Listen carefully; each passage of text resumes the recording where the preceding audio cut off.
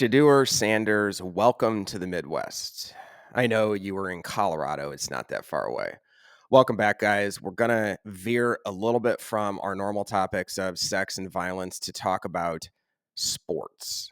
We do sports every so often here. We like to be topical from time to time when we see things happening out there in our human culture that have relevance to the message that we're trying to get across. That message is starting to focus more and more on desire, sex, violence, and desire, which is a huge determinant of human behavior. This past weekend was the NFL draft, which we'll get to in a second. But before we do that, let's have this nice little hypothetical that I've been dreaming up as a way of transitioning us into this sports segment. Suppose that there was something called a sexual market value draft, similar to the NFL draft, where every spring, 32 different guys get to pick the 22-year-olds that are coming out of college, and they each get one pick, and they have to use it wisely and pick the best talent that they can find to help them win in their sexual endeavors. Would something like what happened to Shedeur Sanders this past weekend, dropping all the way to the fifth round, ever happen to a woman? Of course not. Men, unlike women, can be both the victims and beneficiaries of mimetic desire. That is, desire generally, desire that imitates. We all imitate others in terms of how we desire things. The reason a woman's stock would never fall the way Shedeur Sanders' stock fell is because female value is objective. So let's just say that there's a woman who's a consensus first round pick. After pick 10, pick 11, pick 12 go by, those talent evaluators, they're looking at that woman and thinking to themselves, did anything change about the shape of her ass? Did anything change about the size of her breasts? Did anything change about the luxuriousness of her hair or her plump lips or her pretty face? No.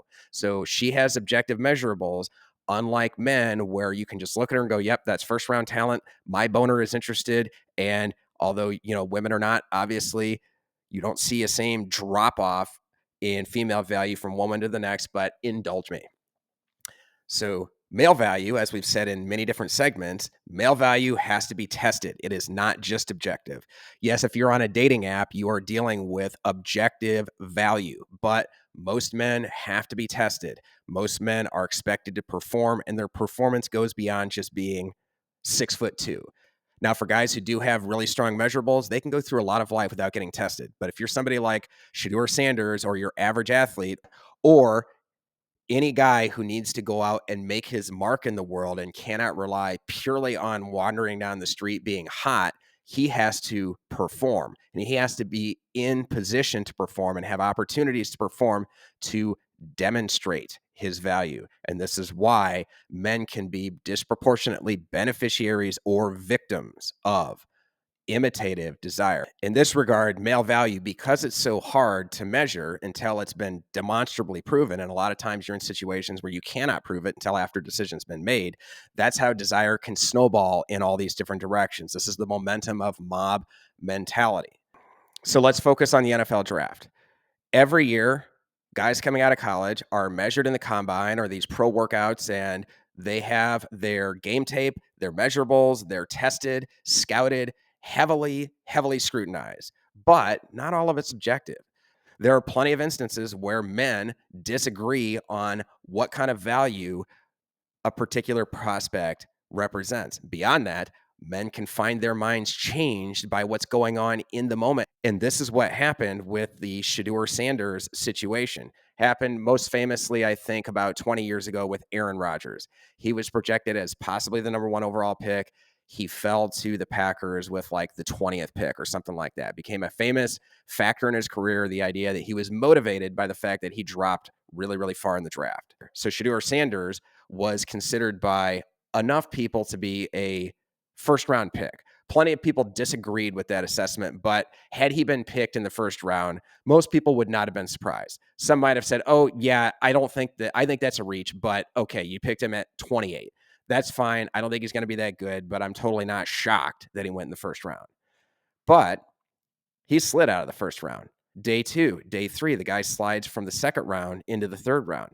Then he slides from the third round into the fourth round. Finally picked in the fifth round by the Cleveland Browns.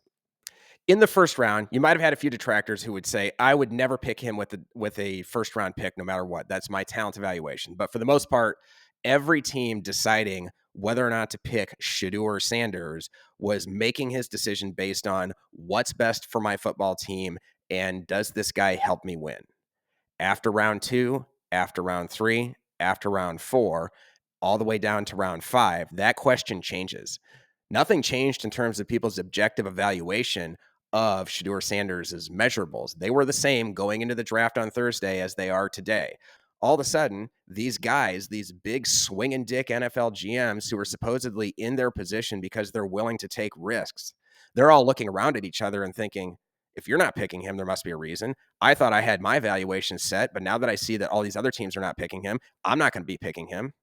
That is imitative behavior. Some call it herd mentality, some call it mob mentality. That is a momentum reversal of almost biblical proportions for a guy like Sanders, who probably lost a fair amount of money by dropping all the way to the fifth round. Similar to the stock market, Sanders is suddenly a toxic commodity and nobody wants to touch him.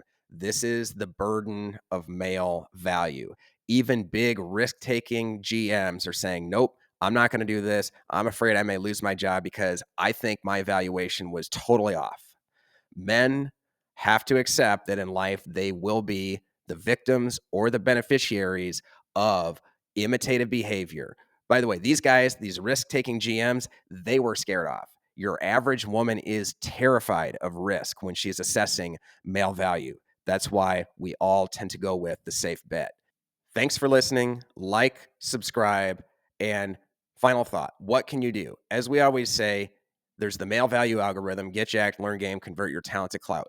Those things exist independent of desire. But male value being subjective and having to undergo many different tests, it fluctuates around and desire can impact male value. But still, you have to understand, and this is a good thing and a bad thing, desire blows with the wind. A guy like Shedeur Sanders is proof positive of this. He may have lost a fair amount of money this past weekend by not getting drafted in the first round, but he got drafted by a team, and even if he had fallen all the way out of the draft entirely, somebody would have signed him and given him a chance. He will have a chance in July and August to prove himself in training camp, and he will have a chance, if he does well enough, to prove himself in the preseason and eventually prove himself on an NFL field. The fact that teams were scared away from him in the course of one panic, yeah, it has an impact, but it's something that he can still overcome. And you, throughout your life, you can overcome individual instances of reversal going against you. Yeah, that one girl immediately changed her mind and she will have nothing else to do with you ever. There are still plenty of other ways where you can go demonstrate your value and find new opportunities. Take care.